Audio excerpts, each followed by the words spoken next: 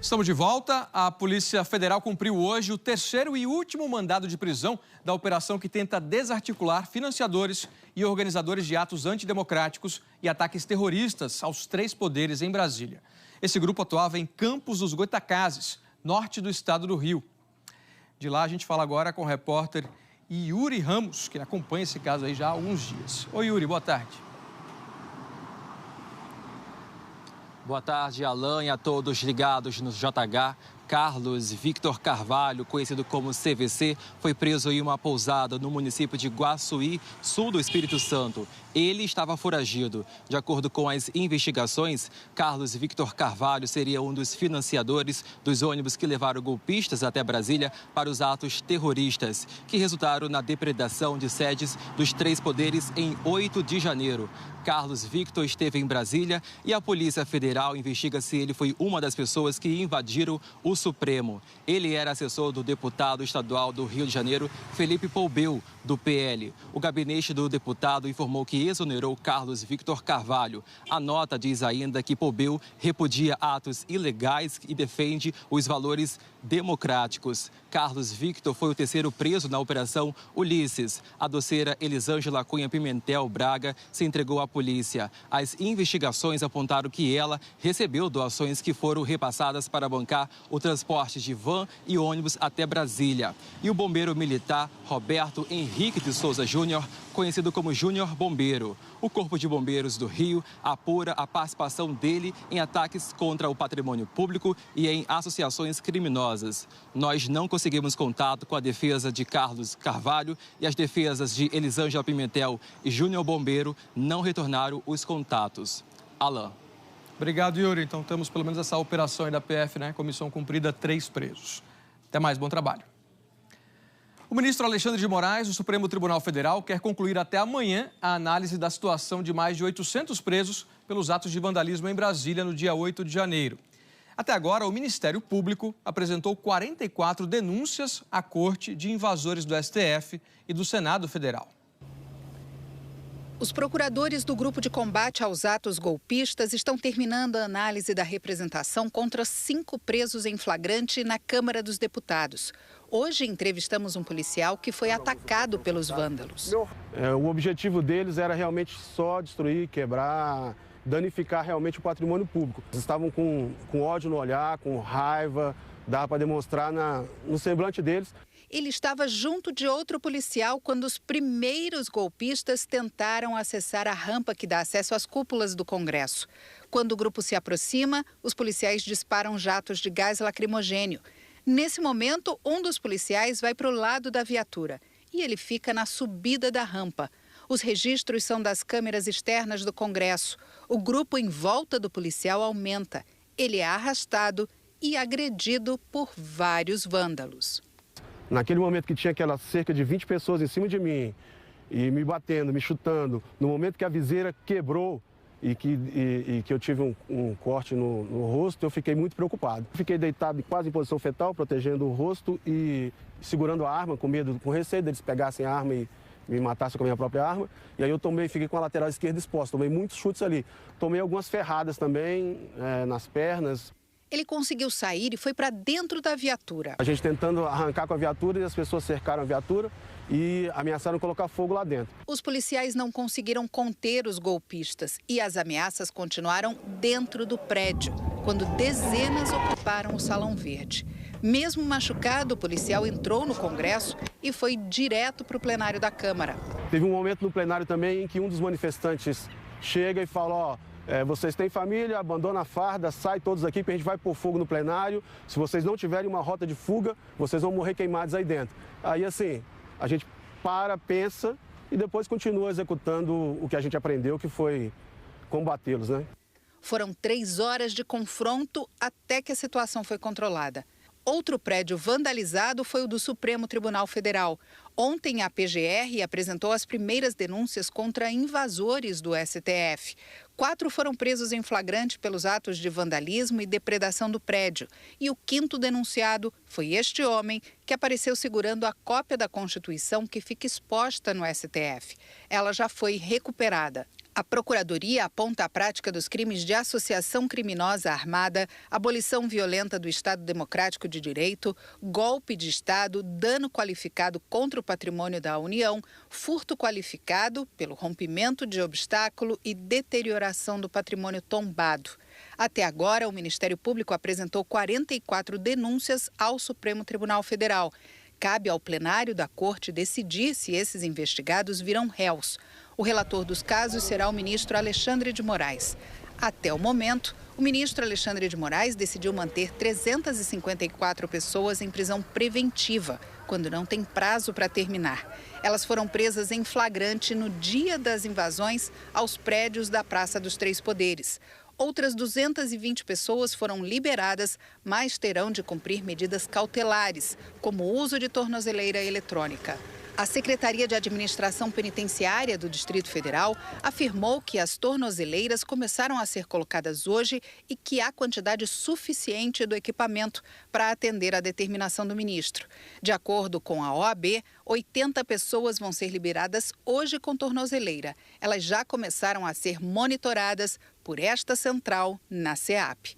Falta ainda a análise de audiências de custódia de mais de 800 presos após o vandalismo de 8 de janeiro. O ministro Alexandre de Moraes pretende concluir esse trabalho amanhã. Em uma outra frente de apuração sobre o que ocorreu no dia 8 de janeiro, a Câmara Legislativa do Distrito Federal instalou uma comissão parlamentar de inquérito para investigar os ataques às sedes dos três poderes no dia 8 de janeiro e à sede da Polícia Federal no dia 12 de dezembro do ano passado. O delegado Fernando de Souza Oliveira, que estava no comando da Secretaria de Segurança Pública no dia do vandalismo, reconheceu que a Polícia Militar errou na execução do plano para garantir a proteção da esplanada. A repórter Gioconda Brasil tem agora as informações direto de Brasília. Oi, Gioconda. Alan, boa tarde a você, boa tarde a todos. Fernando de Souza Oliveira era o número 2 da Secretaria de Segurança Pública aqui do Distrito Federal, mas ele estava exercendo a função de secretário no dia 8 de janeiro, porque o titular da pasta, então titular, Anderson Torres, tinha viajado para os Estados Unidos. Ele prestou depoimento ontem à Polícia Federal no âmbito do inquérito que investiga Anderson Torres e também o governador afastado do Distrito Federal, Ibanez Rocha. Quando prestou depoimento à polícia na semana passada, Ibanez afirmou que houve sabotagem no esquema de segurança pública no dia 8 de janeiro. Mas sobre essa afirmação, Fernando Oliveira afirmou acreditar que houve erro da Polícia Federal na execução do plano operacional. Disse que Anderson Torres aprovou o plano operacional antes de viajar para os Estados Unidos, mas que Torres não apresentou ele, Fernando, que o substituiria para os comandantes das forças policiais, nem para o governador afastado, Ibanez Rocha. No depoimento, Fernando Souza afirmou também que recebeu, por meio de grupos, poucas informações sobre radicais, sendo sua grande maioria advinda de rede social e não de acompanhamento in loco, realizado por policiais de inteligência, que, em linhas gerais, as informações de campo apontavam para um ambiente controlado. Foi ele quem enviou um áudio para o governador Ibanez Rocha, pouco antes das invasões, afirmando que tudo estava sob controle. Fernando colocou o celular dele à disposição das autoridades para que os policiais tenham acesso a conversas que ele teve com outras autoridades. Alan. Obrigado, Gioconda. Boa tarde. Vamos acompanhar, então, o desenrolar dessas investigações por aí. O Parlamento Europeu aprovou uma resolução que condena os ataques antidemocráticos do dia 8 de janeiro em Brasília. Os deputados do Bloco Europeu condenaram veementemente os ataques às instituições democráticas do Brasil e se dizem preocupados com atos e omissões de agentes públicos, em especial do governador e da Polícia Militar do Distrito Federal. O documento afirma que ataques a instituições democráticas são um fenômeno global e recomenda que o Brasil tenha uma legislação que regule as plataformas de redes sociais e as empresas tecnológicas para combater e prevenir de maneira eficaz a propagação de discursos de ódio e desinformação. O texto pede que o ex-presidente Bolsonaro e alguns de seus apoiadores políticos aceitem o resultado das eleições. O Parlamento Europeu disse que vai enviar a resolução ao governo brasileiro. O presidente Lula concedeu ontem uma entrevista no Palácio do Planalto à jornalista Natuzaneri, da Globo News. a primeira exclusiva desde que foi eleito e depois dos ataques terroristas do dia 8 de janeiro em Brasília. Por mais de 50 minutos, Lula falou sobre economia, desafios sociais, equilíbrio fiscal, democracia e a relação com as Forças Armadas. Ao tratar dos ataques golpistas, o presidente Lula explicou por que não adotou o instrumento chamado de Garantia da Lei e da Ordem como resposta aos terroristas. A GLO é prevista na Constituição para situações de grave perturbação da ordem pública e concede aos militares poder de atuar como polícia. Lula disse que se lembrou da experiência do Rio de Janeiro em 2017, quando o então presidente Michel Temer decretou a GLO no estado. Lula disse que o então governador Luiz Fernando Pezão virou uma espécie de rainha da Inglaterra, que isso não aconteceria com ele, que pretende exercer o mandato que obteve nas urnas em sua plenitude. E explicou por que optou por uma intervenção federal na segurança do governo do Distrito Federal. Eu fiquei com a impressão que era o começo de um golpe de Estado. Eu fiquei com a impressão, inclusive, que o pessoal estava acatando ordem e orientação que o Bolsonaro deu durante muito tempo. Muito tempo ele mandou invadir a Suprema Corte, muito tempo ele desacreditou do Congresso Nacional, muito tempo ele pedia que o povo andasse armado, que o povo... Sabe, porque isso era democracia. Sabe, eu acho que a decisão dele de ficar quieto depois de perder as eleições, sabe, semanas e semanas sem falar nada. A decisão dele de tomar a decisão de não passar a faixa para mim, de ir embora para Miami como se estivesse fugindo com medo de alguma coisa, sabe? E o silêncio dele, mesmo depois do acontecimento aqui, me dava a impressão que ele sabia de tudo que estava acontecendo, que ele tinha muito a ver com aquilo que estava acontecendo. Obviamente que quem vai provar isso são, sabe, as investigações. Mas a impressão que me deixava era isso. Possivelmente esse Bolsonaro estivesse esperando voltar para o Brasil, sabe, na glória de um golpe. Sabe, eu então não podia permitir GLO. Eu tinha que tomar a decisão política e tomamos a decisão certa. O presidente Lula ressaltou que a tentativa de golpe não prosperou porque houve reação imediata e firme das instituições, dos três poderes e dos governadores. Lula considera que houve um erro dos serviços de inteligência do governo. Nós cometemos um erro, eu diria, elementar, ou seja, a minha inteligência não existiu.